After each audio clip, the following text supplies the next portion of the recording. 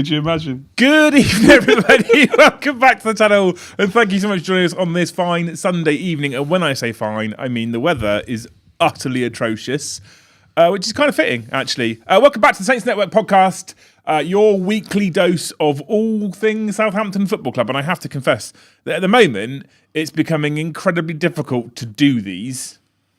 The reason why I shared the link to the show quite late today was because I didn't do the thumbnail till very late today, because I was like, I just don't want to. I just don't like being negative the whole time. There is a positive. We did win. We have progressed in the FA Cup. We progressed in the competition. We're definitely not going to win. Yeah, we have given ourselves another game in the calendar we probably could do without. Yep, genius. So we're going to talk about the game against Doncaster yesterday. We'll talk a little bit about transfers because we're in that wonderful transfer window time. And we'll talk a little bit about other stuff in and around the club that's going on right now. One item in particular that I'm going to touch on is basically the inspiration for the thumbnail title and the words tone deaf. Yeah. You can probably guess what that's about. So yesterday, Saints travelled up to Doncaster Rovers, and there was a bit of I sort of thought about going ages ago, and I decided not to. And then I'm kind of glad because there was kind of a lot of trepidation as to whether the game would be on or not. Yep. Turns out, game went ahead, and the game was played, and there was a significant change in the lineup. Tell me about it, Ash. Tell me about this thing that apparently has taken weeks and weeks and weeks to figure out that we've been fucking shouting about for months. We played 4 at the back. And what happened? Well, until we fucked it, we were 3-0 up at half-time again, and then fucked it in the second half. You mean having an extra creative person in midfield and more attacking options means you play better football? Theoretically, yeah. It's amazing. So, new goalkeeper Daniel Peretz came in for his first start. Yep.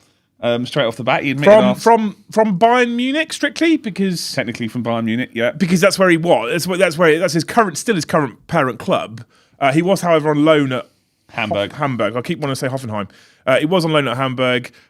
He was supposed to, I think day one they were talking about the loan deal from Peretz coming in, and it got kind of delayed because Hamburg basically went, no, not until we have something in place to replace him who's going to be going. Basically, he'd gone on loan to Hamburg. They hadn't played him.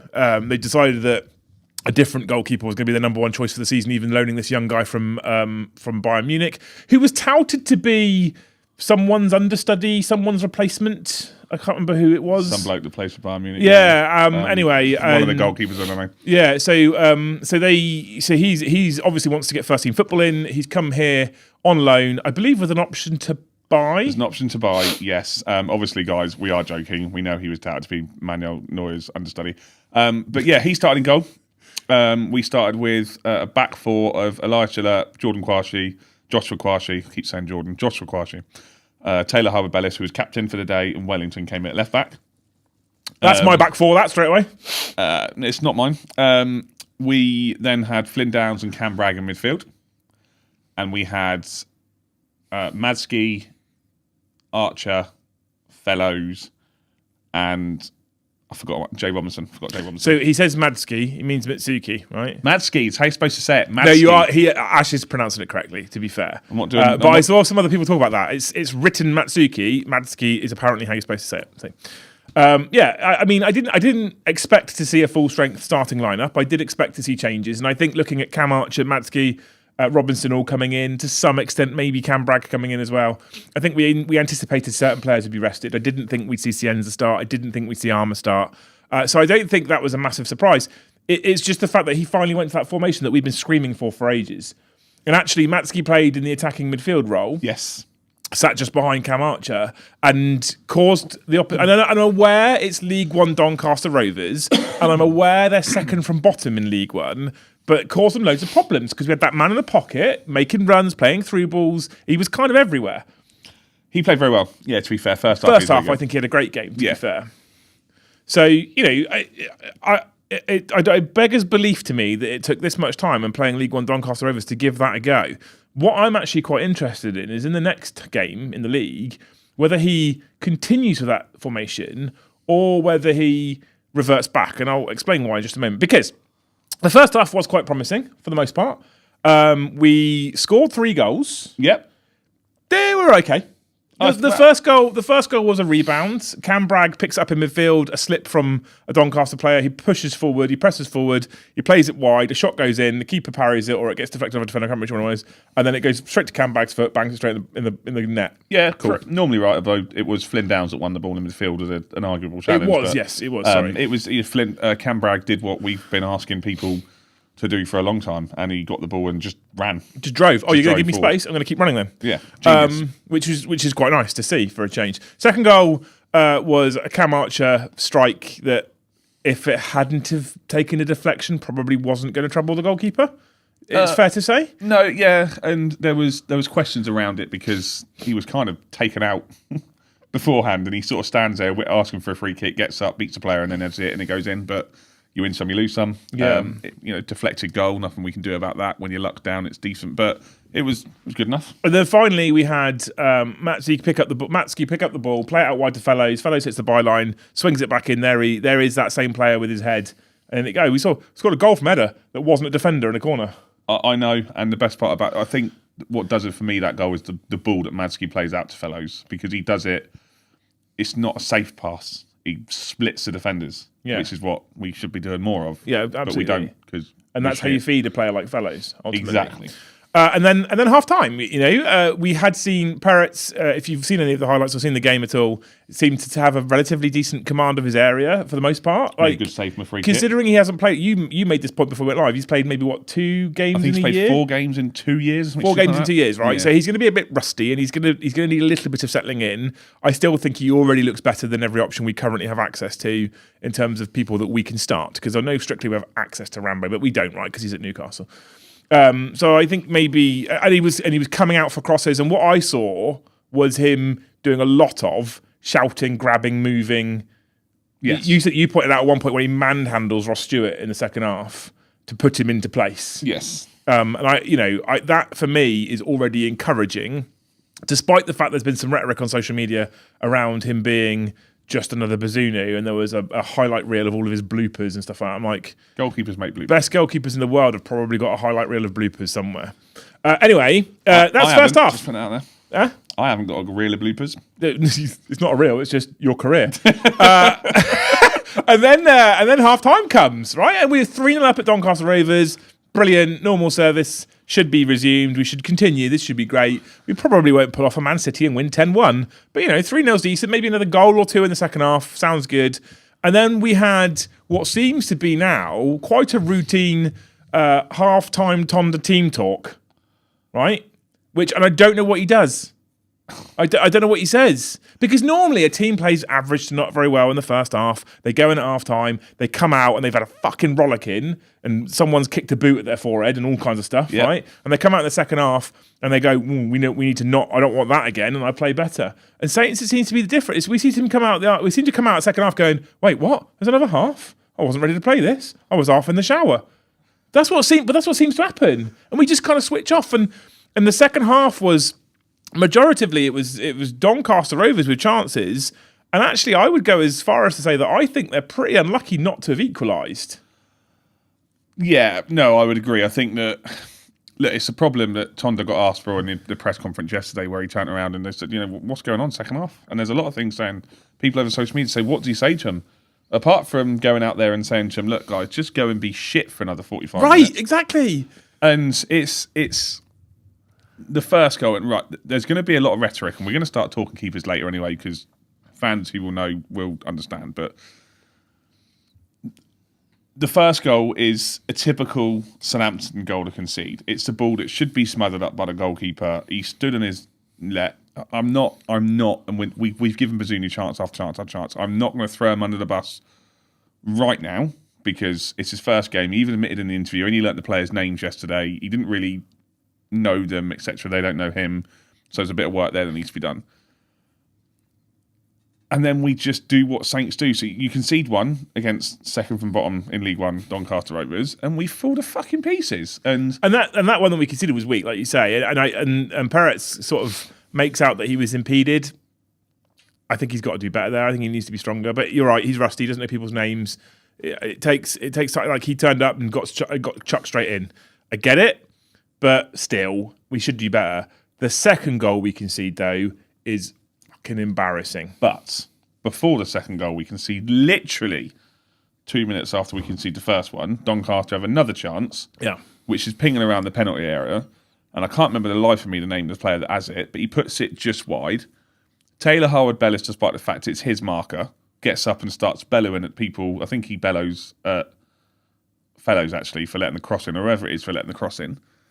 And you just think, what on earth? Like, how? I don't want to disrespect Doncaster, right? I've been up there. I've met a lot of the people. They're a nice bunch up there. You know, they're going to be yo-yo clubs between League Two, League One, Championship. They've been around, nice little stadium and all that sort of stuff. But we shouldn't be crumpling against a team like that. I don't want to be disrespectful to them, but we shouldn't be. No, and Taylor bellowing is interesting, isn't it? Because he had the captain's armband yesterday. Yes. And so perhaps he's trying to... Because it won't be... The thing is in the modern day with football, specifically with social media websites, Facebook and X and what have you, these players will not be unaware of the noise that's being made amongst the fan base. And one of the biggest things I'm seeing, and I have to say I agree with it, and not only do I agree with it, I think we've brought it up on the channel a couple of times, is that at the moment there is a monumental deficit when it comes to, on the pitch, specifically when it comes to leadership. Well, I'll get onto that in a minute. It doesn't seem to be any real leadership, right? And we've said this a lot. There's not enough people going, what the fuck are you doing? Get yourself like, and I think part of leadership as well. This is where I think Taylor got it wrong yesterday. I think maybe he's gone. I'm given an opportunity here. I've got the captain's armband. I need to be a leader, and that's why he's shouting at people. I think that's good. And I've already said straight away. I've already said that the fact that Peretz came on and started. Am I saying that right, Peretz? I'm assuming so. And he's on the pitch shouting at people and putting people in position. I'm like, that's good. Maybe Taylor did the same thing. Cool. The thing is, a big part of leadership, as you will well know, and I know, and I'm sure lots of you know, is accountability and ownership as well. And you have to be able to put your own hands up. If you can't put your hands up in front of your troops and say, my bad, that one's on me, then there's no way they're ever going to listen to you when you're saying, you shouldn't have done that, you've let that happen. Because they're going to go, hang on a minute, dickhead.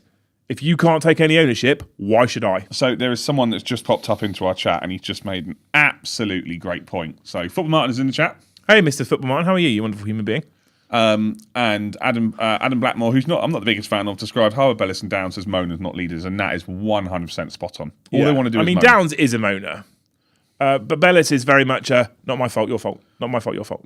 And I don't like that. That doesn't annoy me at all. That doesn't impress me at all. That annoys me. And I think that if you have a captain's armbands on and you cannot go, that's my man. You shouldn't let the cross in, but I should have been on him. That's on me. Like if he does that, you go, okay, mate, yeah, fair enough. We'll both do better. But if he goes, you shouldn't let that cross in, you're like, well, even if I did let the cross in, why were you nowhere near the man that you were supposed to be marking? And this is a specific incident, right? Yeah, of course it is. Yeah. But it happens quite often. The amount of times that ball will land in the back of the net, and Taylor was nowhere to be seen, or he's in the wrong place, or he's lost his marker. And it's not just him. You know, if you look sometimes from the centre midfield, the attacking area for the opposition, all the way into the box. If you look at sometimes the amount of space that opposition players have, it's not just Taylor. Our defending, I think, on occasion is woeful as a unit, let alone a single individual. Yeah. I don't think it's fair to single him out. But when he's not got his man, when the ball finds the back of the net and it's normally something that's to do with him, he'll get up and instantly look for someone to point the finger at, and I don't like it. I think that's really fucking negative, and it's bad for the morale. It's bad for the mindset. It's bad for everything. But he's had Bazunu behind him for the season, so you know Peretz is coming in quite obviously as someone who likes to be vocal. So I wonder if that's going to have an impact. We had that. There are a few chances, obviously, as well, sort of half chances for us, half chances for them. But the second goal that we concede is just again, no one marking the man. He's on his own, sort of 16, 17 yards out. He puts it in the bottom corner. It's not a great finish. It's not good for the goalkeeper. It's a finish. It's not important for the. It doesn't look great for the goalkeeper, and obviously he redeems himself to a degree with the two saves at the end. Ross Stewart kind of missed it. I think, to be honest, I didn't go to the game yesterday. For the people that are in our Discord, will know that I was at the ladies' game, and I was sat there almost praying that we were going to hold on to a win against. Well, I don't know, to be honest. You just think it's just stupid. It could be worse. It could be Crystal Palace. We'll talk about that later. Could be worse. We're going to have a bit of a positive moment where we don't talk about our football club. But there's a lot for me. Yesterday ponders more questions than answers, and I think that Tonda probably would have gone 3-0 at half time. Great, some big guns on the bench. Cienza on the bench, which firstly is an odd one because we're managing his minutes. He doesn't need to play against Doncaster. Azaz wasn't on the bench. That's almost just in case we're losing, we'll bring him on. Yeah. Which doesn't sound like a positive mindset. Here's the other thing that I don't understand, right? An individual who didn't make... Can you push it onto your... You're going to have to hold the back of it. There we go. That's probably horrible noise stuff. The other thing that annoys me is a player who didn't even make the bench, right? Who apparently we are concerned about his fitness levels and he needs more minutes. Yes. And Romeo was nowhere to be seen. Yeah, this now is starting to seem like... nothing against Aurelio Romeo, because... absolute club legend, but this is seeming like one of the fucking shittest publicity stunts in existence. So big media thing about him coming back to the club. He's played a couple of minutes on a few games and been pretty woeful. On a game where he can get some running in, relatively risk-free, you'd like to think. Doesn't even make the bench. So no minutes for him. We are told, and I say we are told lightly, we are told that he was due to play for the under-21s in midweek, but the game was postponed. Now, I don't understand for the life of me. So forgive me, chat, I'm going to say this, don't shout at me. I don't necessarily think yesterday the result was as important as people think it is. We get knocked out by Doncaster in the FA Cup, it's not the end of the world, right? So we had Akachukwu, I think I'm saying that right, on the bench, who is a young lad who Tonda knows, who we brought in from Waterford a couple of years ago, and he's done really well in the under-21s. I don't understand why Romeo wouldn't have been on that squad and been like, right, get 30 minutes, 40 minutes, 20 minutes, even 5 minutes, because there's nothing like sharpness in a competitive game. And under-21s isn't a competitive game. I don't understand his absence. It is looking like an absolute awful PR stunt. I don't get what he's going to offer to us. Cameron Bragg, as a 19-year-old, is getting the team more. He's been at the club now, 2 months? And he's not up to fitness levels. I know he's an older player. I just think that it just stinks. And that also ties in with the show title of Tone Deaf, because they've done it and they've gone, right, let's try and appease the fans. We'll sack Will Steele. We'll bring in a leader. Brilliant. He's been shit. And this is my problem, isn't it?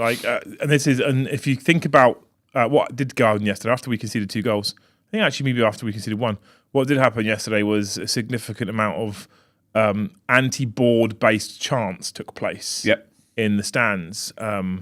It's not taking a lot nowadays for the Sport Republic claims or chants to start, sack the board chants to start.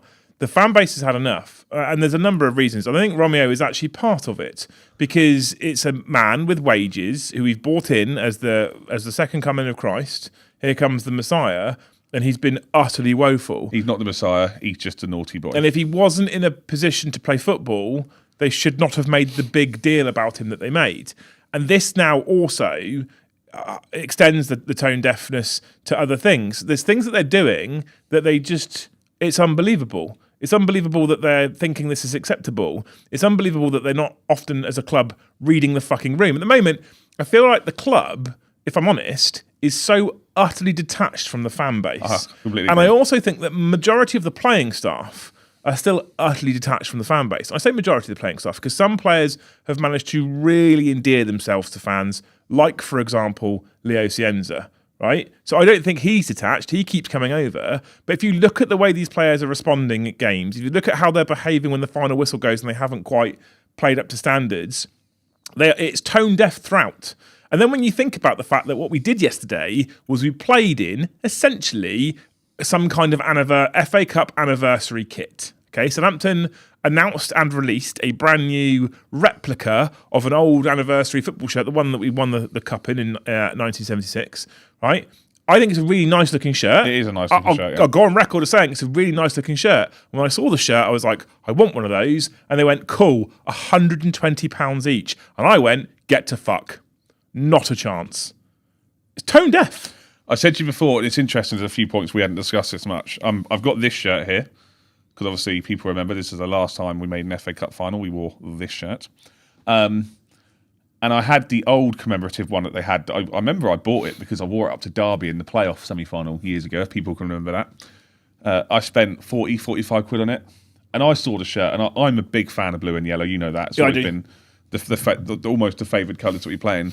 £120 for a football shirt the week after we put in probably the most embarrassing. And I get it, right? They would have had plans in place to release it for the FA Cup, etc., etc. But it goes in ties with other things. So after we lost at Middlesbrough, there has been nothing on social media from the squad at all. Nothing. Until yesterday morning, when your Quasis and your Cienzas and stuff were all putting on the little pictures of them, Saints away at Doncaster, and a picture of them playing, all that sort of stuff. And there's been, some of them turning around and saying, oh, it's great. You've won the game. Oh, great to get my first goal. I'm not going to knock Cameron Bragg because he put great to get his first goal for the club, and everyone else are now putting out little bits and pieces. But I still don't understand to this minute why there wasn't a discussion about refunding the fans at Middlesbrough. There was the PR stunt. We've talked about the PR stunt with Romeo. They've also, Sports Republic have done it though, because they did it with Lallana and they've done it with Theo Walcott. And Lallana did nothing for us last year, let's be honest. He offered us nothing. Theo Walcott didn't do enough when he came back. He was past it. He should never have been signed. They've then got the PR stunt at Middlesbrough with, have a free pie and a programme, but only if you travel on Travel Club, which I'm sorry, but at 50 quid a ticket, £48 if you're a season ticket holder, is a fucking rip-off, because I could drive to Middlesbrough and back in my car on one tank of fuel, which would cost 50 quid, so they can jog on if they think that's acceptable. Then they're releasing this shirt and going 120 odd quid. 120 quid. But by the way, remembering, Martin said it earlier in chat, I think I'm remembering this right. Romeo's on 25 grand a week. Exactly. So if they want, I'll take 5 grand a week and I'll go and shout at people on the training ground. I'll cost you a fifth of the price. And at the moment, watching him, I'll be probably just as impactful on the pitch. But I'll shout at people at least. But I'll be a leader. I don't get anything, and it gets worse because someone have mentioned, and we're not going to. By the way, also, I just want to jump in because what you talked about Middlesbrough, it's important, right? Sometimes I feel sorry for social media teams at football clubs because they're a bit damned if they do, damned if they don't. Yeah, of course. Because if they'd have come out on Tuesday and taken a video of players at training, having a laugh and smiling and passing the ball around, they'd have got fucking slammed for that as well. And rightly so, right? Because people were still reeling from the Middlesbrough game. So I would understand that. But I think there is a world where you release content that is not tone deaf, that is, we are aware of what happened this weekend. So even if your video is right, and you can do this, it's not fucking hard, but you can go to the lads on the training plan at Staplewood and you go, right, I need to film you for 10 minutes. I need you to not look fucking happy, right? Kick the ball around, don't look happy, look like you're working hard, right? Yep. And then they film it, and this is what I mean. I can go and do this job. I'm quite happy to go and do this job, Saints, if you're watching, and I'm fucking good at social media, right? But look miserable, look hard. Put some water around your forehead, make it look like you're sweating your twat off, right? Take a video, and then you post that to social. Sweating your twat off. Then you post it to social media, and you go working hard after a disappointing weekend, right? And that people go, yeah, good. Mm-hmm. That's how you make sure you continue a social media presence. Because at the moment, what happens is everything's happy days, we're all winning, loads of laughy posts, loads of great videos, and then we start losing, silence. It's like, well, this isn't now. People have figured you out. It's the age-old you only sing when you're winning, isn't it? It's that kind of... It's silence until they then turn around and say, we're going to release this nice new shirt. Look, I got it here. 120 quid, please. And that's what I mean. If you'd have had a social media presence that kind of looks to build up the fan base back up to this weekend, to kind of try and earn some trust back and get kind of people back on side, and then you go 120 quid a shirt, which I still think is ridiculous. I'm never going to think... And I've paid that kind of money for sports shirts. I own American football shirts. They're 120 quid for the players' versions, right?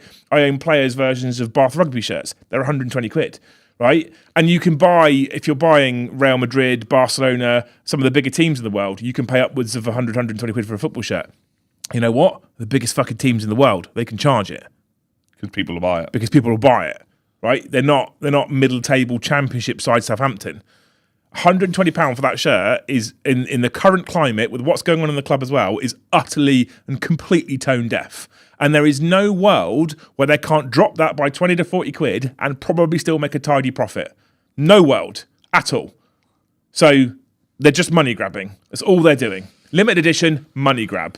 By the way, you had a shit time at Middlesbrough. You only got a free pie in a programme if you had your photo taken when you got off the coach and you'd gone to Travel Club in the first instance, and fuck everybody else that went up there and spent their time and their money to go up there.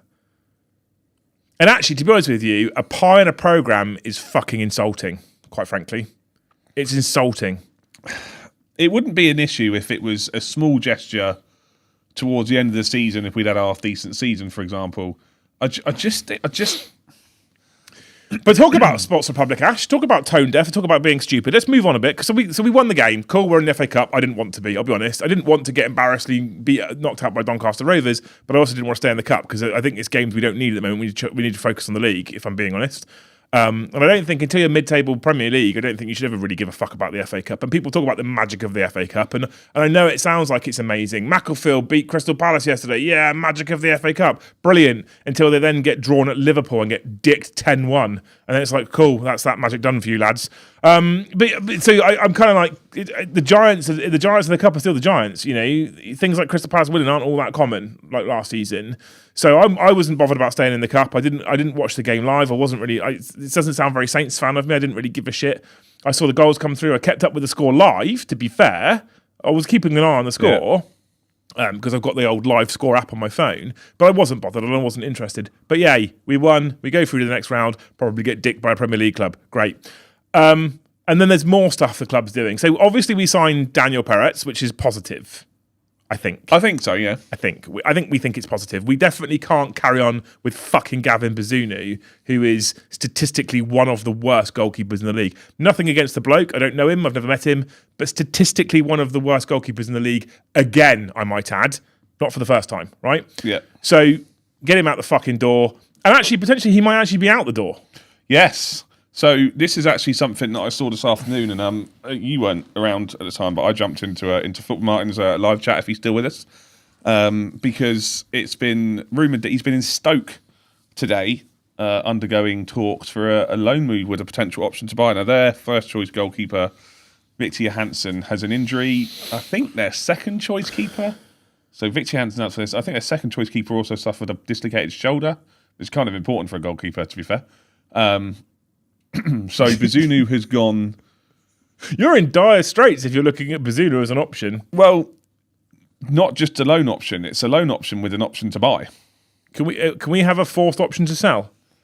Like you will buy him, you have no choice. So this is where it's interesting because in Football Martin's chat, and I'll be interested to know, we've got 87 people here watching now. Let us know what your opinion is, guys. In Football Martin's chat, there's a few people that said it's a bad move selling him.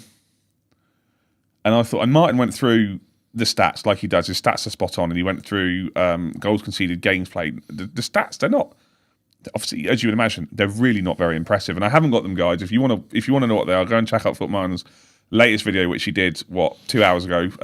It's 35 minutes or whatever with Gavin Bazunu on it. It's a great video. He also goes into some bits about Romeo, etc. But yeah, there's some people out there saying, "Oh no, we're disappointed that we're selling him," because they don't want Alex McCarthy to be backup. They want Gavin Bazunu to be a backup. Now, I hadn't realised this obviously until the point was made, but Martin had made this. We are now going to completely revamp our goalkeeping team this summer because Bazunu will go to Stoke, hopefully. McCarthy's out of contract. Ramsdale's not coming back. He'll go to another Premier League George team. Long will go back. George Long will go back. Well, the thing is, okay. So the thing is, you say Bazunu will go to Stoke. I don't think he will. I mean, obviously he might surprise us. Maybe he goes there. Maybe he plays some games. Maybe they think actually he's a good backup. Maybe they sign him. I don't think they will. I think they'll go, "What the fuck is this clown? We're not. You can have him back. Thank you very much." I think that's what's going to happen. And if he does come back, he's got a year left on his contract, so we'll look to shift him out. Right, absolutely. But I can't see Stoke signing him full time, if I'm honest with you. So, having said that, Bazunu out the club is not something I'm particularly fussed about. Although, that being said, that still means that Alex McCarthy and Long are our second and third options. And I'd actually probably at this point rather had fucking Bazunu as a second option than McCarthy. And I still don't rate Bazunu. I think that he's not been good enough. He's not been strong enough. He's not been commanding enough. He's not dominated his area anywhere near. When I have very, very, very rarely ever played in goal. Very rarely ever played in goal, and I'm particularly shit at it. And one of the things I was always told was, this is your area, this is your space. And Bazunu doesn't do that. He doesn't make it his space at all. So I think that's a good thing. on the whole, the absolute genius of Sports Republic's hiring or signing the start of the summer with the definite striker that we definitely wanted. Definitely, he's now fucked off on loan. He's gone with an option to buy. Yeah, Damien Downs, the second coming of Ronaldo, off. He's gone to Hamburg on loan. Yeah, played yesterday. Yeah, and what's weird is he hasn't really been near the squad because he's been a bit injured. Straight on the training pitch, straight in the game. Can't have been that fucking injured, could he? And was absolutely dreadful. Yeah, can't have been that injured, clearly. So what you're saying is we've got an excuse for not putting him in the team because he's shit. We knew that. So that was it's good news that he's going out the door because I don't want to pay his fucking wages because he's an absolute giant pile of steaming wank. But we shouldn't have signed him in the first place. It was a risk that didn't need to be. It was a risk that shouldn't be made. And then I was like, okay. I mean, I'm glad because I think he's a donkey, but we're offloading some wages. Still think there's a lot more wages we need to offload, like a Rebo and a Dozy and people like that. And then the news comes out, and this one kind of blindsided me a little bit, if I'm honest with you. And I think this is probably for me one of the worst pieces of business we've done in a long time. And we sold Ronnie Edwards to QPR. Yes. And I don't know about you. You and I haven't spoke about this yet. I nearly messaged you about it, and I was like, actually, it's better to do this live. All right, here we go. Because I don't know what your opinion is. I have struggled to see how he hasn't really got in the side, Ronnie Edwards. So Ronnie Edwards went to QPR on loan last season in the Championship. And actually, I think he went on loan to them for half a season and won one of their awards despite only playing half a season. Young Player of the Season award. Right, Young Player. Thank you, Young Player of the Season for playing half a season. Right, Ronnie Edwards did. I think he's quite a promising young talent. I think he's got a higher skill ceiling than Jack Stevens and probably even Nathan Wood. Maybe he's got a similar high. I don't know whether I would place him or Taylor Harwood-Bellis higher. I think if Taylor Harwood-Bellis could sort his fucking attitude out and take ownership for his own mistakes, and because if you take ownership for your mistakes, you're more likely to go and kind of learn from them and develop yourself as a player. If he can do that, I think he's got a higher ceiling than he's currently got. Currently, he's an arrogant prick, so his ceiling's not that high. So Ronnie Edwards, I think, has a significantly higher ceiling than a lot of what we've currently got access to. And we sell him to a rival club. I think this is for, and I'm going to be honest with you. The rumoured figure is £4.5 million. 4.5 to 5 million, yeah. And there is a sell-on clause from his previous club. Yeah. This is woeful business from the club. This is ridiculous. So I think the first thing we need to go on record saying is that obviously if assuming that Bazuni's move goes ahead, I don't care about Damien Downs. He wasn't here long enough to make an impact, and the only thing he hit was other people's cars. So assuming that Bazuni's move goes through, good luck to him. Thanks, but no thanks, disappear. Yeah. Ronnie Edwards, we wish all the best. Look. No, I don't need to do the nice stuff. I don't wish Bazunu the best. He's been shit. Fuck him off. I don't wish Damien Downs all the best. He's been fucking shit. Fuck him off. We managed to get Ronnie Edwards from Peterborough for £3 million last year. And it was an odd signing when we signed him before the Premier League season because he was unproven, but he was a young defender. I watched a lot of Football League, or I watched a lot of Football League. I still do now. You didn't at the time because Saints weren't in the Football League, so you didn't watch it. Excuse me, I just did that with the microphone. He's always looked like a decent defender in a back four. He can play right back. He can play defensive midfield. And then he went to QPR after having a couple of decent games, or a couple of half-decent games for us in the cup competition, and looks really good. He's a player who needs consistency. He needs to play week in, week out. He'll have good games and bad games, but if you drop him and play him one game, then drop him and play another game. He started off this season in the first team. Obviously, Will Steele picked him as the right side of three centre-backs, gave away the penalty against Wrexham, looked a bit dodgy for a couple of games, but started to look better. And you made the point, he has this maybe not as big a ceiling as Harwood-Bellis. So much potential. And I know that Sports Republic will look at this deal and they go, we've made a profit. But they haven't. But because Peterborough got a 40% sell-on fee. Yeah, so I just there's no profit. I don't understand. I don't get it. I'm personally, I don't like the deal. I think it's a stupid decision to make. I think he is one who, if you could have kept happy for the rest of the season, let's make no mistake, he potentially was pushing for the deal because he's probably pissed off being sat on the bench. Yeah, he absolutely is. One of the big things I will say about his skill ceiling is we actually can't genuinely say what we think it is going to be because we haven't seen him consistent enough in a Saints shirt. He's been in, out, off the bench for 10 minutes, off the bench 10 minutes, and it's hard to impact a game when you've been off the bench for 10, 15 minutes, especially the defender, because you come in and if you're shit, you're shit. Like, he came on last week and we were already losing like 3-0 and he's like, oh, we could see another one. There's not much, we made mistakes by giving Jack Stevens a 3-year deal. So we're giving Jack Stevens a 3-year deal and he's not done anything. Obviously, none of the defenders have been really sort of phenomenal this year. There you go. There's people talking about the contract extension there. We gave Jack Stevens a contract extension and went, oh yeah, no, we'll give him a 3-year deal. I just don't. Some of the transfer business that we've had has been good. Cienza, Fellows, fine, whatever. Cienza's fellow. I still personally think Azaz is a decent signing. I think Casper Yander's probably my favourite. My personal feelings are I really like Josh Kwasi.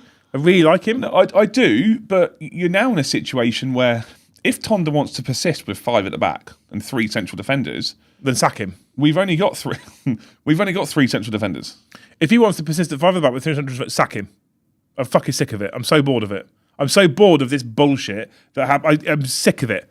And in Premier League clubs are starting to do the same. People that are playing this kind of system are getting sacked because it's fucking dull. Yeah, people are had enough.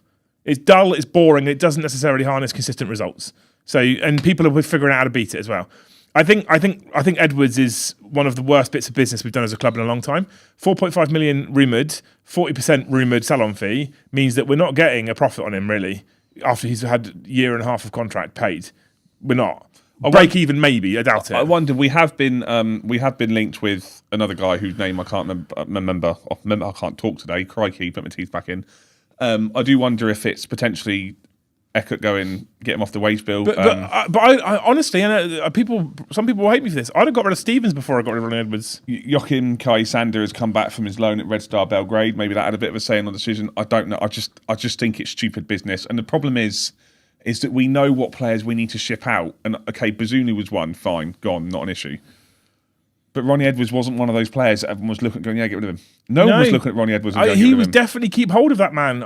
For me personally, anyway, I think it's terrible business. And you know, one of the big stories, or one of the kind of big things around the club in general since the Sports Republic tenure started just over 4 years ago, was that their transfer business has been woeful and shocking, and they're making terrible decisions. And how people like Stevens can continue to, and I genuinely mean this phrase when I say it, when people like Stevens can continue to steal a fucking wage from this club. And then people like Edwards are having to go off to QPR, a rival of ours, to get minutes in. It baffles me. But at the moment, I think that playing staff, all the way through coaching staff, it's utterly fucking toxic. Mm-hmm. Utterly toxic. Because I can't see how someone like Stevens is getting himself in the starting lineup frequently unless he's spending half his time at Staplewood on his knees with a cock in his mouth because he's just not good enough. We have sold a young promising defender who has proven at this level to effectively what you would, I know people are going to laugh at me for this, but you could effectively say to a playoff rival. So exactly. We strengthen the team above exactly. It's fucking ludicrous business. If this move's going to happen, at least do it at the end of the season when you know where everyone lies. Ridiculous, absolutely ridiculous business. At the same time, and if you're, and you know, this brings me back to a point we were talking about earlier. If part of the reason is get him off the wage bill, cool. Why the fuck are we paying Romeo 25 grand a week? Keep us happy. Try and keep us happy. We're paying Aribo and Wee Man like 60, 70 grand a week. They don't even make the squad. Unreal. And we're nearly halfway through January. How our two biggest earners in the club can't even make the fucking squad is unreal, by the way. How also, right, I was a person who, when they signed Wee Man, was like, okay, cool. I wasn't particularly happy. I didn't really celebrate. I wasn't sad. I was like, all right, he did a solid job. When I find out that he's one of the top 2 or 3 earners in the club, I was like, who's his agent? I want to fucking meet that man. He's impressive. How did you negotiate that man to be one of the highest earners in the club?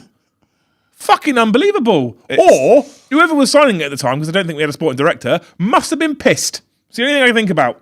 Too much time in the bar. Can you sign this? Yeah, didn't check the extra 0 on the end. Fuck, I thought we were giving him 7 grand a week.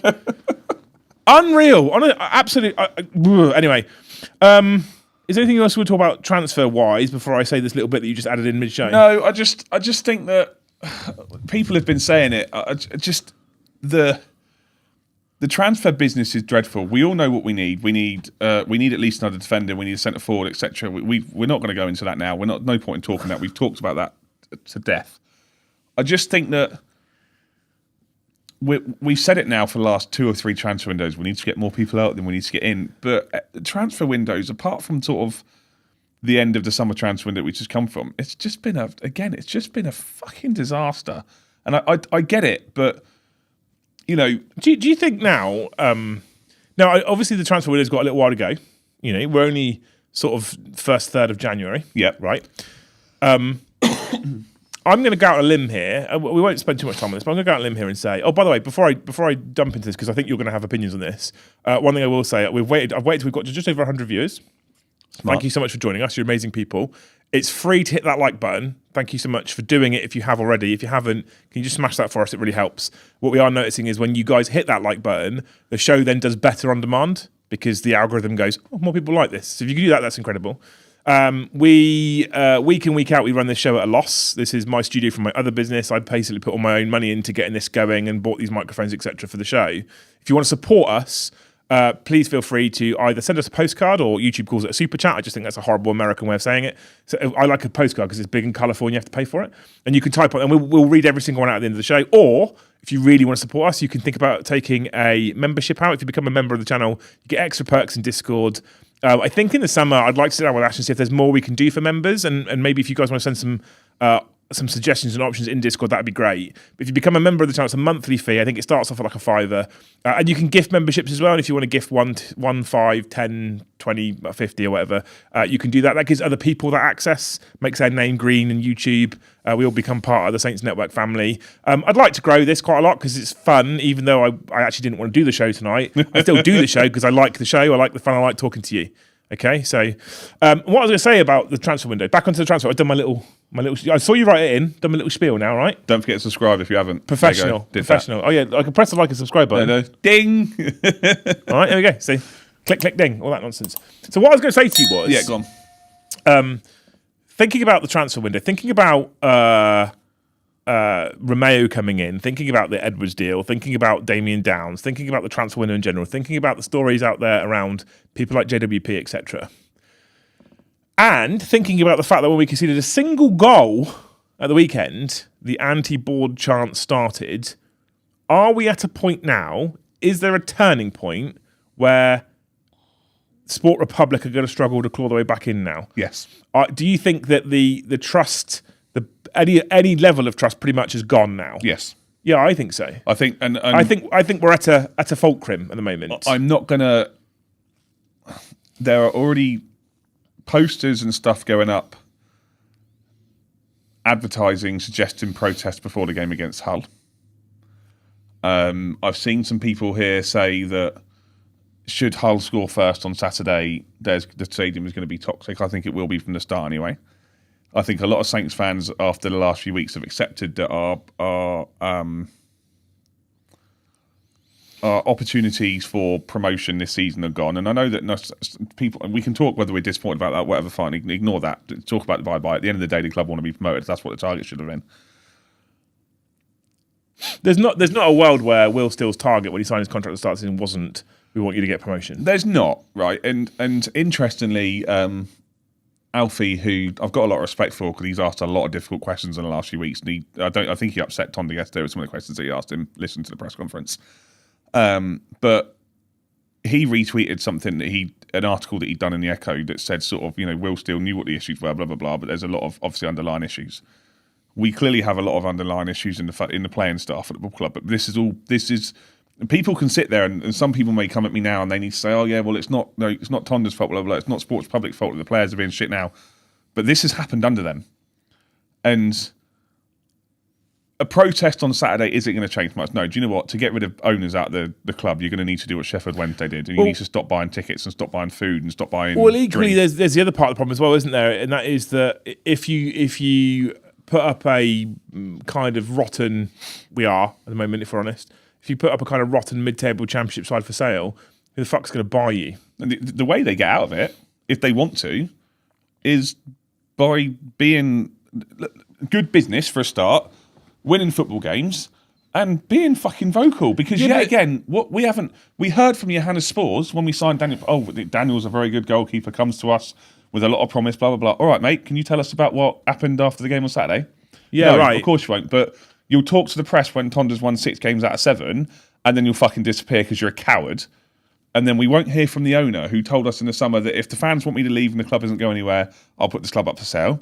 Not heard from that. Okay, we're doing okay financially with Phil Parsons, and you go around, you get sort of like level 1 and all that sort of stuff. And the problem is if we weren't doing okay financially and we were still needing extra revenue, but we were winning on the pitch, fans wouldn't give a shit. I'm not going to go up to the... If I went randomly up to one of the blocks on Saturday and we're 1-0 down at home time and go, club's financially stable though, the fan will go... They'll throw something at me. Well, the thing is as well, right, and I'm going to make this statement as a man who's guilty of going into the club the next game and I'll end up in 2 or 3 rounds, and we know how expensive beer and stuff is at the football club. But ultimately, the problem we have is when people Dragon Solak coming out and saying, if the fans genuinely want me out and the club's going nowhere, I'll put it up for sale, is, guess what? Another publicity stunt. Because ultimately, as the owner of the business and probably majority shareholder, if the business is making money, why is he going to sell it? He fucking won't. But they haven't worked so far. So we were getting relegated and they brought in Theo Walcott. Or they brought in Theo Walcott and went, oh, that's a really good idea, we'll bring him back. They brought someone else back. Who else? I've said his name already. I can't remember who else they brought back. Adam Lallana. They brought back Adam Lallana when we caught up and said, oh, it was going to be really, really good. Barely played, didn't do anything. This season's gone down the tank, and they've given us Romeo back, who's done nothing. They've given a very small selection of fans free pies and programmes. So someone just made the point. What are they going to do next? They'll try and do something up there. So I think it might have been Allison, actually. Ethan Allison. Sort of Public went up doing something for the fans of Smoke and Mirrors. They will try and do something different to try and do that again. And do you know what? It might be... I don't know. It might... I'm spitting feathers here, guys. Don't hold me to this. But it might be James Ward-Prowse or something like that. Well, which I mean, would be a bit different. But Romeo, if you think about it now, with hindsight, we talked about it at the time. We kind of called it out a little bit for what it was. But Romeo, in hindsight, around the sacking of Will Steele was let's paper over that massive crack. Of course it was. Let's just hide that. Hey, look, let's draw the attention away from the fact we sacked Will Steele, who we backed heavily in the summer, and put him on a decent-sized contract. Look, Romeo's here. Hey, look, everybody, ignore this thing over here. Look at this thing. That's what they do. That's what they do all the time. Yeah, and that's great, but this thing over here that they've brought back has been shit. Yeah, right. So they need to do something else. So and this is the thing, right? And this is the problem with some of their business and some of what they're doing. If they'd have brought Romeo back and he'd come on in the first game and crunched a fucking man and started organising people and we'd saw some fight and some fire back, then guess what? People would be more accepting of it. And if he played most of the games and started most games, you could see some leadership, which we desperately need, which is why we all thought he was coming back, then I think people would kind of be more okay with it. But ultimately... shouldn't have put Will Steele in place in the first instance. Clearly, this was too high a level for him already. Yep. The championship. And if you don't do that, then you don't need to bring in Romeo. And if you don't end up fucking hiring Ivan Juric at the end of last season, you probably don't need to bring in Will Steele. And it's domino, right? And that's the problem, is when it started 4 years ago, we got relegated the first time, the domino started falling. And it was a fiasco getting Russell Martin in the club. We finally got him in the club. And fair play, he got us promoted, just, I might add. A 1-0, sort of not really very convincing win at Wembley. A great day out. We weren't. We finished fourth in the 3-horse race. We finished fourth in a 3-horse race and then managed to scramble through the playoffs. We also conceded a shitload of goals because of the way we were playing, because of the defence we had. We went into the Premier League, that same fucking group of players, and then we were like, we'll play the same style of football against teams that are much better than we were playing last season. And we got battered. And we haven't really learned from it because we're still doing the same shit now. And people can say it's not Sports Republic's fault. And to some degree, there is an element of logic in that, because these are the same group of players that went on that 6-7 game winning streak with Tonda and now can't seem to string fucking 10 passes together. But my point remains that this is a domino effect. And a lot of people have said, you said it, promotion should have been our target this season, and I don't know how I feel about not going up. I'm gonna say this now, live on air. I am 100% at this particular point in time, I'm 100% glad we are not going up, because no level of business we can do in the summer would have prepared us for the Premier League. What we would have done is got utterly embarrassed yet again. So I think that it's interesting. Someone made the point, and I'm gonna go back to a few points that are in there in the chat in a minute. Someone made the point that against Spurs, Russell Martin went 5 at the back, if you remember, and put Camaldine up front. Since then, we've been 5 at the back pretty much consistently. Juric played 5 at the back. I hate it. Simon Russ played 5 at the back. Will still came in. What we should have done was we should have got, and I see Max is in the chat, and I know Max is a firm believer of this because me and him have had discussions about this in the Discord. Guys, get in the Discord if you want to. Continue to chat. It's fun. We should have gone in pre-season and got a proven leader. But what I kind of feel now that Juric was, Russ was, Will Steele was, and to a degree Tonda is now as well, is they're puppets. They're yes men. If you'd have got Mark Robbins, Sean Dyche, and I'm just spitting names out here, someone who's been in the game a long time, Chris Wilder, those sort of people, they would have come in and gone, no, this is the way I play football. This is how we're going to be successful. And they would have gone, oh, no, we don't like that. We want to be progressive and passing from the back and all that sort of stuff. And he'd been like, yeah, you can fuck off, mate. I'm not doing that. Yeah. And instead, we brought Will Steele in. And Will Steele probably looks at the squad and went, do you know what? Maybe we could do this. Maybe we could do this. I'd be like, okay, well, we'll give it a go. But it didn't work for him. Tonda Eckert's then come in, it's done it. And again, the players have gone back. And you're looking at the name. We know the names of the players that need to go. We know it's Jack Stevens, Harwood Bellis, Ryan Manning, Ryan Fraser. We know Flynn Downs. We know. I mean, if I had the choice, I'd walk in there tomorrow and fucking sack them all. Get rid of a lot of them. And just, but they're the managers that are being put in charge at the moment are puppets. They are. They're being given stupid PR stunts to put themselves into a decent position. Even yesterday, you've got these stupid stunts going on and mindlessly stupid ideas, and and it's not just the whole club. And we're not going to talk about the game, the ladies' game yesterday, because we don't cover the ladies' football. But even at that game, there was like stupid decisions that were made in terms of the way they tried to approach it. And the words tone deaf are just completely irrelevant. So when we were talking about the thumbnail stuff earlier, and you were throwing words at me, I was sat there, and I opened it up to make the thumbnail, and I was sat there, and I was like, I think I know what fits. And tone deaf, I think for me at the moment is spot on. I don't like. It's not just Southampton either. I don't like the way the management ownership kind of relationship is starting to. Or say management. So often now they're not managers, are they? They're head coaches. He is head coach, yeah. Which is part of the problem that that Amorim had at United, and now he's no longer in his seat. It's happened a couple of times. There's been a couple of occasions in the last 2 weeks that coaches have spoke up about their ownership team, either being too meddling in the football matters or whatever, and they're now out of a job.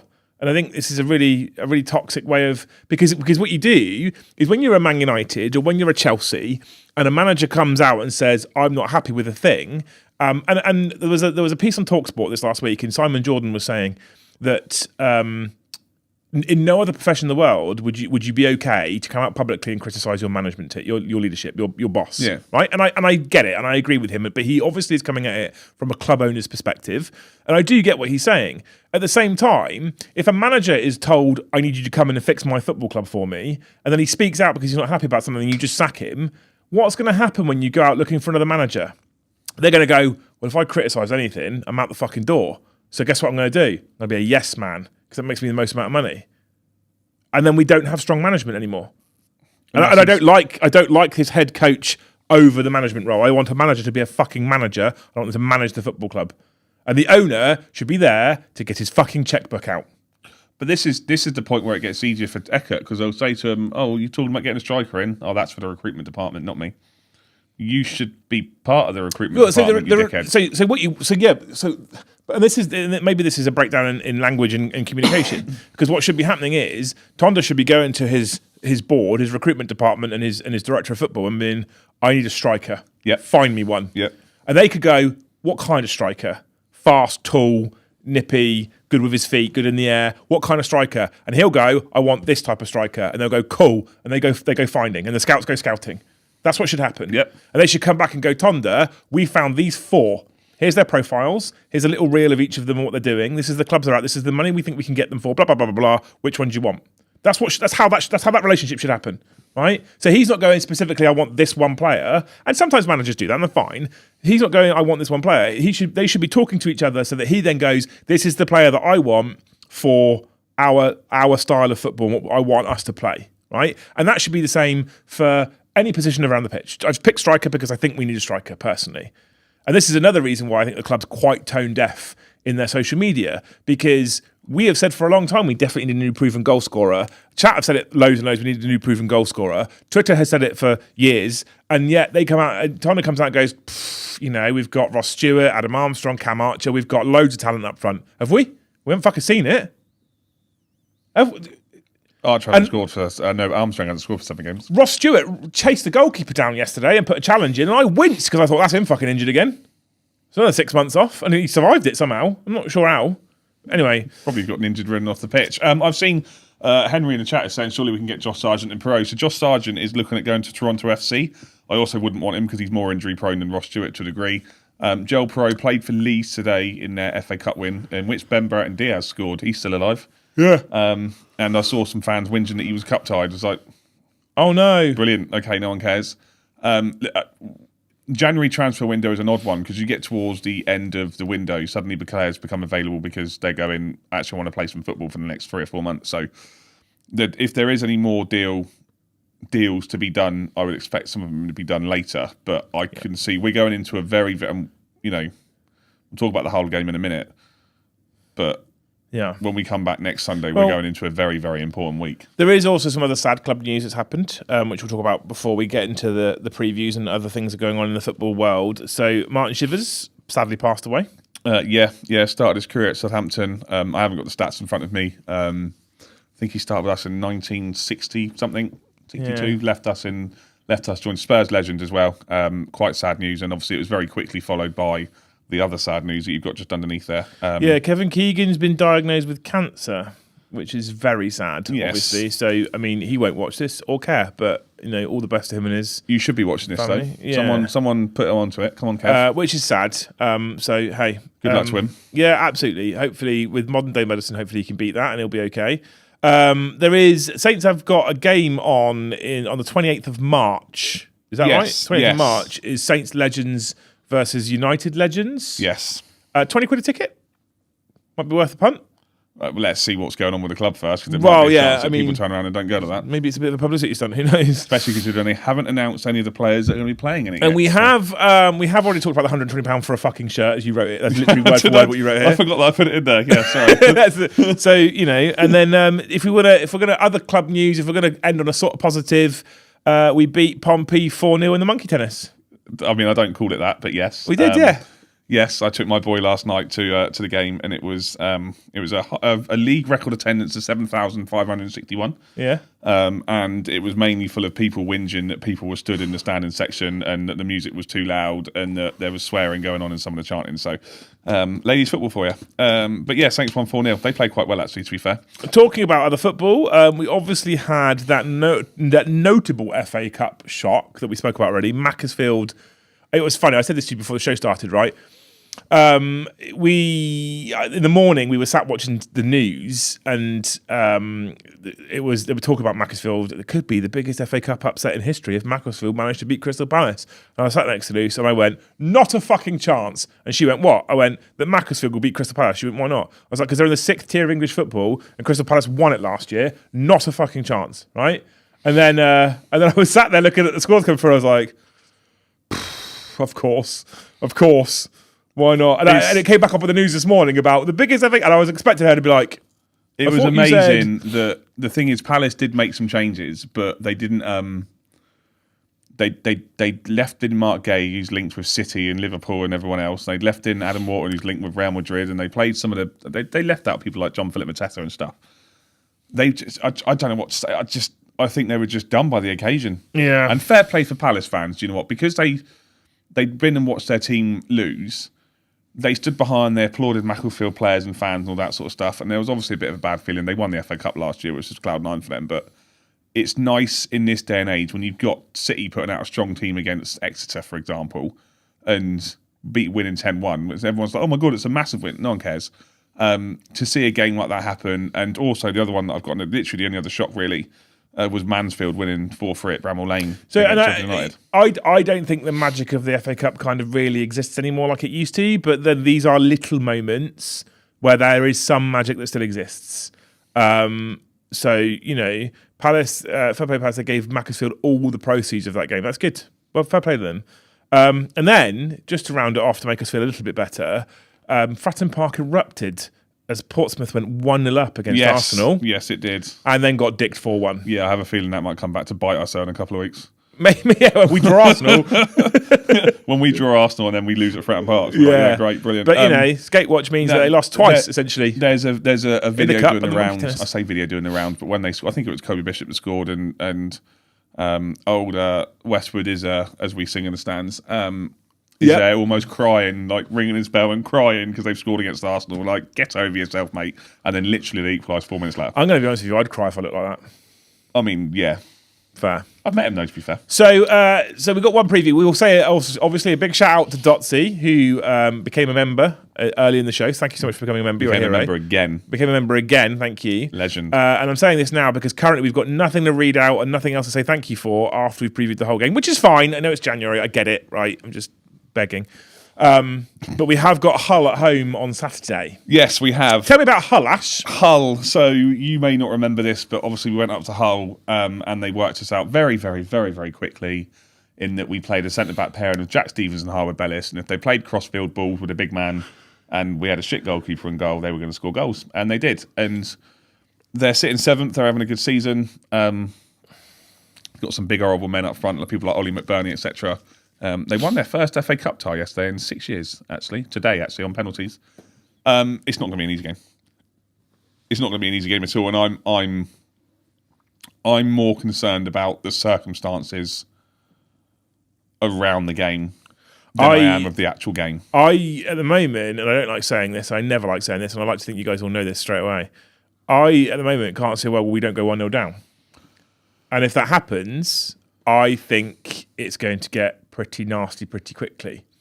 I think that I also think that it's not going to be well received if we do resort to 5 at the back for this game. And I think he will because of the height.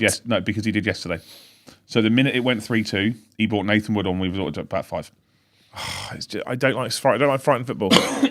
Now Hull have got a few injuries. Same as the Skates have got a few injuries when we do their preview next week. But he'll go 3 at the back. He'll go back to his usual. It'll be Armour, it'll be Isienda, it'll be Azaz. I don't think he should, but I think he will. I think it was interesting that Azaz and Manning weren't near the first team yesterday. Hull are a very physical side who can also move the ball quickly when they need to. And I think that they are everything that we don't want to be facing right now. Yeah, we don't like physical sides right now. We've got cowards on the pitch. We don't like physical sides. Exactly. Absolutely. Score prediction then for next week, for this Saturday coming. I will be positive and I will say 1-1. Yeah, that's positive. Yeah. I'm going to say 1-0 Saints. At the moment, I do not think, and there's Alfie said this on TSP, there is nothing negative. There is nothing positive coming out of the football club at the moment. Everything is negative. I think I think there's not a world where they don't go 1-0 up, but I can't bet against Saints. I can't see us scoring more than one, so I'm going to have to say 1-0 Saints. I can't see us. I just think there needs to be so much, and I don't think that's going to happen. By the way, I'm just fucking manifesting. It will be interesting to see. We're talking about this potential protest before the game. It'll be interesting to see whether that has any salt. We'll be near it because it's meant to be at Ted Bates statue, so it's around the corner, obviously, from where we stand. I can't see 2 p.m. 2 p.m. by the Ted Bates statue is what's currently being circulated on social media. If you would like to protest about the ownership of the club peacefully, obviously, I shall not be partaking in that because I think it's kind of pointless. But it's an option.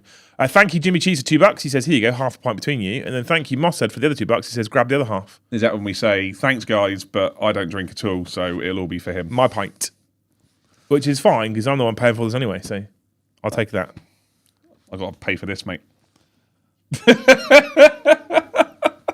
I think you should get to refund. Interestingly, a lot of Saints fans in there saying Hull are going to win, which is interesting. Well, to be honest, the club at the moment is in an absolute shit state. And there's no other way to say it. It's an absolute shit state. Absolutely. There's no positivity. It's all negative.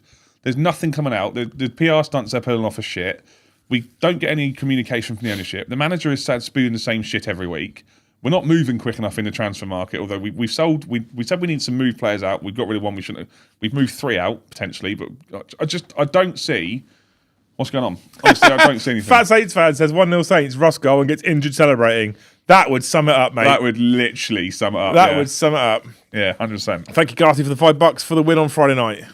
Oh, yeah, Wrexham beat Forest on penalties, didn't they? They did, yeah, good. Good little win for them, yeah. I don't have anything against Nottingham Forest at all, right? I have no reason to dislike Nottingham Forest. I don't like their owner. Talk about ownership, I don't like their owner. Marinakis. I don't like the fact that he fell out with Nuno Espirito Santo and then sacked him. They'd had a great season, he sacked him. Don't like that. I think he's an arrogant prick. Going well for him now, though, isn't it? Yeah, good. That's why I'm glad. I'm glad Wrexham beat them. I'm glad. I don't know. Good. With teams that are struggling at the bottom, I had this conversation with someone today. Like West Ham, for example, won in the cup today. I don't think they, and I know this sounds stupid, I don't think they want to be in it. No, well, And I know it's a cliche, concentrate on the league, but it's an extra game that you don't need to there's play. always there's a balance, isn't there? A cup run, 6-7. yeah, a cup run. I know the reference. A cup run could potentially help your league form if you go on a cup run and you generate that positivity, right? But then I'm also in a world where, and I'll touch on this very, very quickly because we need to go. I'm also in a world where I'm going to talk about it. This whole, we need to manage his minutes bollocks for a bloke who's paid 20, 30, 40, 50, 60 grand a week to play football is utter horseshit. Utter horseshit. Fucking run for 90 minutes twice a week, you lazy prick. You're paid enough. Mark says, hi Mark, come and say hello on Saturday. Who do you want in the 4th round? Pompey at home. Oh wait, can't. Honestly, I'll take Macclesfield at home. I would take Arsenal. Because if you get knocked out to a team like Arsenal, you went in expecting to lose. It shouldn't smash morale too hard. Like 30 odd teams we could play that we go in expecting to lose. Right, but this is my point. If you go in expecting to lose and you get beat, logically it doesn't smash morale too hard. You're out the cup. You haven't got to worry about additional games further on the season. I suppose that makes sense. Yeah. If you go up against a Macclesfield or a whoever, and they beat you, that should destroy your self-confidence. You know what I mean? Knowing us, we'll go on some stupid FA Cup run to like the quarterfinals and be like, "Oh, brilliant!" and then we'll shit. I don't think that's going to happen in a month or something. Hopefully, you guys have enjoyed the show. Thank you so much for hanging out with us today. Thank you for all the people that smashed that like button. We're on almost 50 likes right now, which is insane. Thank you, love you. Thank you to the 3 people that super chatted, and thank you to Dotsy for becoming a member. You're amazing human beings. If you've got anything you want to say about the club, the ownership, the transfer news, anything we talked about tonight, feel free to stick it in the comment section below on YouTube after the video has become an on-demand video. 1, it helps the algorithm because it's interaction on the chat. 2, Ash responds to pretty much every single comment. So please make sure you do that if you want to, if you've got things to say. It's always interesting hearing what you say. Talking about being interesting, hearing things you say, if you check out the link in the video description below or in the show notes, if you're listening on Spotify or iTunes, there is a link to the Discord server. You can get into Discord. You can hang out with other people, talk football, talk all kinds of things football, not just about Saints, but there's loads of football chat that goes on in there. We've got a fair few people in there who aren't even Saints fans. Come and join us if you're a football fan. Come and talk about the sport. Again, Ash is very active in that Discord server, so go chat to him. Even you were in there in the week. Only because I said, should I go and punch the wife? And you literally were like, yes. I mean, it's the only thing I put in there in about fucking 2 weeks, 3 weeks. So come and join us, you wonderful human beings. I think that's everything. We do, however, have a difficult game against Hull in the week. So before we go, Ash, is there anything you'd like to say? Maybe some kind of super powerful, inspiring, rallying call just before we invade Greenland? No, play Hull. Yeah. Fuck off the back 5 up the Saints. Up the Saints. Thank you so much for watching. We'll see you in the next one.